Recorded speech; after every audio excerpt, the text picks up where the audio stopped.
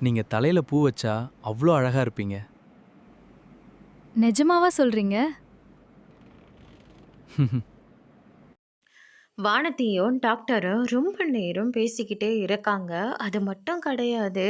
அவங்க காமெடின்ற பேர்ல நெறைய நேரம் பேசி சிரிச்சுட்டு இருக்கிறதா செல்வம் வந்து நம்ம பாண்டி கிட்ட வேற சொல்லிறாரு. பாண்டி இதெல்லாம் கேட்டோன்னே ரொம்பவே ஷாக் ஆகுறாங்க. வானதி இப்படியெல்லாம் பண்ணிட்டுருக்க.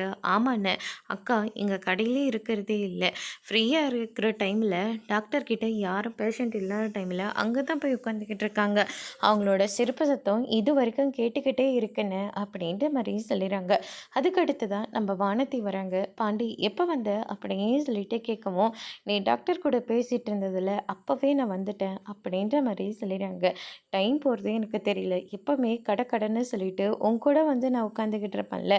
ஆனால் இப்போல்லாம் அதுக்கு அவசியமே இருக்காது போல இருக்கு. நான் இனிமேல் உன்னை டிஸ்டர்பும் பண்ணவே மாட்டேன். டாக்டரே நல்லா காமெடியை சொல்லி என்னை சிரிக்க வச்சுக்கிட்டே இருக்காரு. அவரு கூட பேசிக்கிட்டே இருக்கலாம் போல இருக்கு. அவரை ஒரு நாள் பார்க்கலன்னா கூட எனக்கு என்னமோ மாதிரியே இருக்குது அப்படின்ற மாதிரிலாம் சொல்லிடுறாங்க.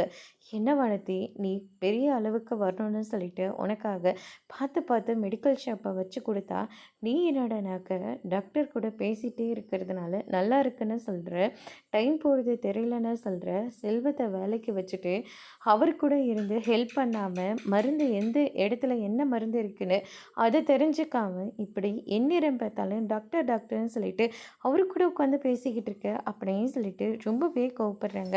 அதோட பிரம முடிச்சிருக்காங்க.